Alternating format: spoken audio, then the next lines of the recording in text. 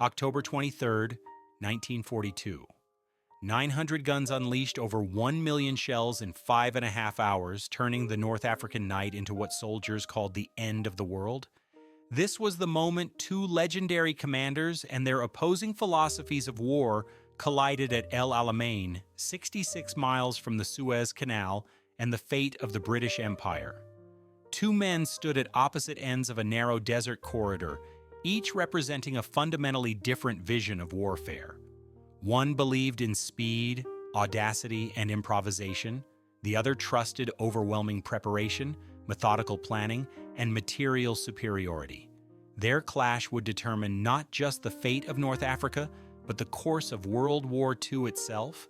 This is the story of how meticulous planning, elaborate deception, and brutal industrial firepower shattered one of history's most celebrated military minds. Two legends, two philosophies, one narrow desert corridor where everything would be decided. Erwin Rommel earned his reputation through daring. A decorated veteran of the First World War, he became famous for leading from the front, exploiting weaknesses with lightning speed, and turning desperate situations into victories through sheer audacity. His Afrika Korps had driven deep into Egypt by July 1942, capturing the fortress of Tobruk and earning him the nickname the Desert Fox. He embodied the German ideal of maneuver warfare, moving faster than his enemies could think, striking where they least expected. Bernard Montgomery represented the opposite approach. A methodical British career officer, he believed in clear objectives, overwhelming force, and leaving nothing to chance. When he took command of the 8th Army in August 1942, he found demoralized troops who had been beaten back across the desert. Montgomery immediately set about restoring confidence through systematic preparation. No attack would happen until his forces were ready. No risk would be taken without overwhelming advantage. By October 1942, these two philosophies would collide in a 40-mile corridor between the Mediterranean Sea and the impassable Qattara Depression. Geography had trapped Rommel. The narrow front eliminated his favorite tactic of wide flanking maneuvers. Worse, his logistical lifeline was bleeding out. The Afrika Korps required 100,000 tons of fuel per month to operate effectively. They were receiving less than half that amount.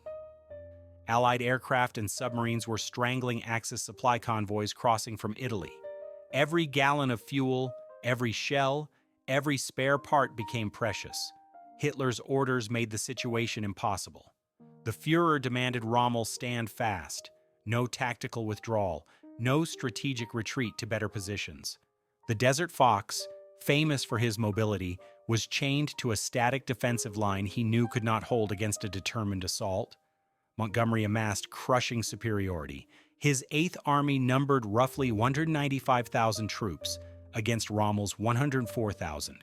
He fielded approximately 1,100 tanks versus 500 Axis tanks, many of them obsolete Italian models. Allied artillery numbered 900 guns compared to 500 Axis pieces. In the air, the disparity was even more dramatic. About 1,500 Allied aircraft faced just 350 Axis planes. Montgomery held a 2-to-1 advantage across every category that mattered. The strategic stakes made defeat unthinkable for Britain. El Alamein stood only 66 miles from Alexandria, Egypt's primary naval base. Beyond lay the Suez Canal, the vital artery connecting Britain to its empire in India and Australia. Control of the canal meant access to Middle Eastern oil. An Axis breakthrough would sever imperial communications, potentially link German forces with Japanese advances from the east, and threaten the entire Allied position in the Mediterranean and Middle East. Rommel understood the mathematics of his situation. When the battle began, he was not even present. Illness had forced him to return to Germany for treatment, leaving command to General Stumme. He would return only after Stumme died of a heart attack during the opening phase of fighting, coming back to a battle already slipping away. But Montgomery knew material superiority alone would not guarantee victory. He needed to strike where Rommel least expected and make the desert fox believe a lie. In the desert, what you see can kill you, but what you don't see is worse. Montgomery understood that even a trapped and weakened enemy could inflict terrible damage if they knew where the blow would fall. He needed surprise. He needed Rommel looking the wrong direction at the crucial moment. Operation Bertram became one of the war's most elaborate deception campaigns. Weeks before the attack, Allied engineers began constructing an elaborate fiction in the southern sector of the front. Dummy tanks made of wood and canvas appeared in staging areas. Fake supply dumps sprouted in the desert. Radio traffic suggested major troop movements to the south. Engineers even constructed dummy pipelines, adding new sections each day to suggest the main attack would come in late November, not late October. Meanwhile, the real preparations happened in the north.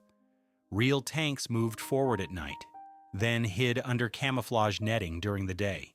Genuine supply dumps were disguised as trucks. Radio silence masked actual troop dispositions. Every detail served the lie. Montgomery would attack in the south, and not for several more weeks. The deception worked better than anyone hoped. Captured Axis officers later revealed that Rommel's headquarters expected the main assault in the southern sector. German and Italian units positioned accordingly, leaving the northern sector relatively weaker at the point where Montgomery intended to strike, but deception was only half the story. Montgomery enjoyed another invisible advantage that Rommel could not counter. Ultra-decrypts gave British intelligence the ability to read encrypted Axis communications.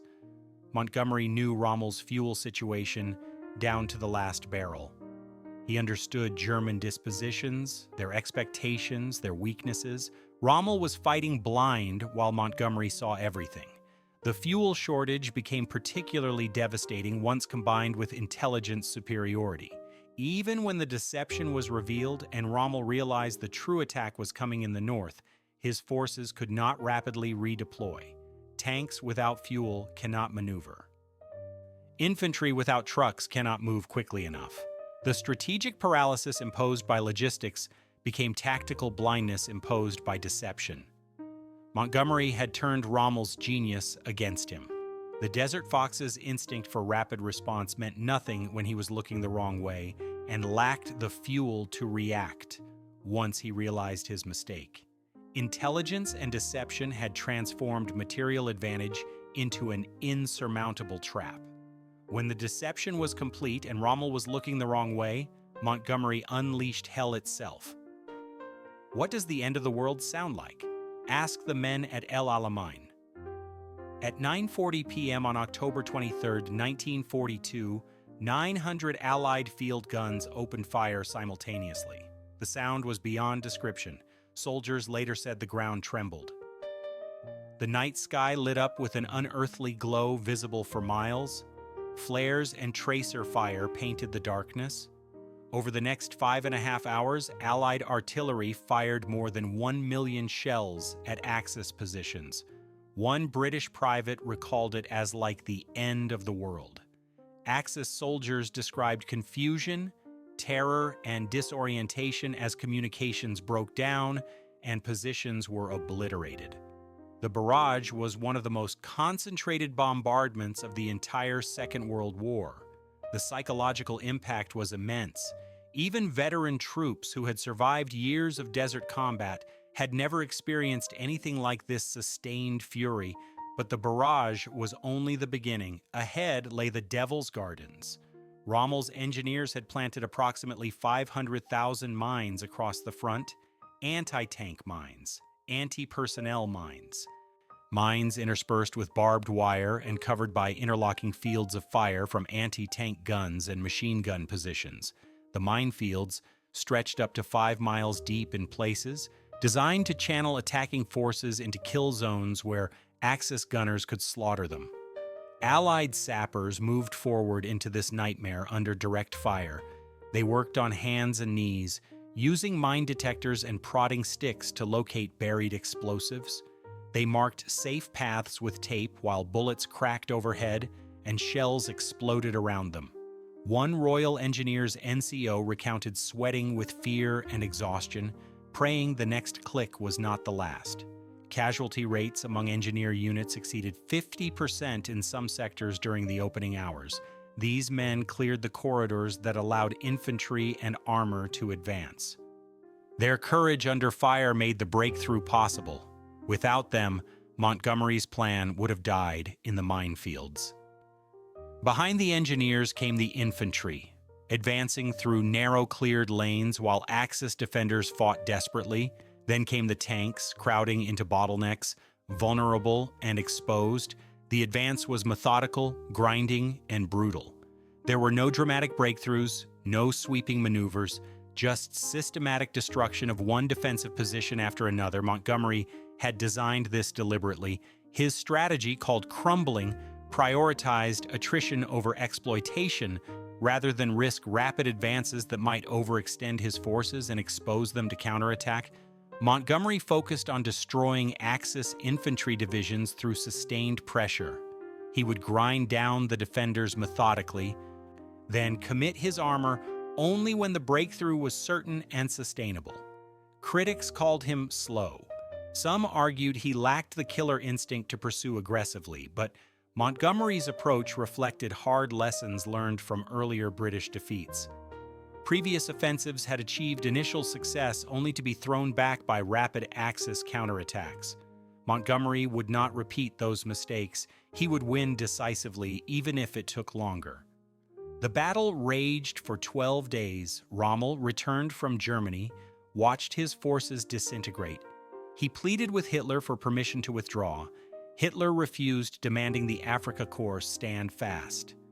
Rommel faced an impossible choice: obey orders and watch his army be destroyed, or disobey and save what he could.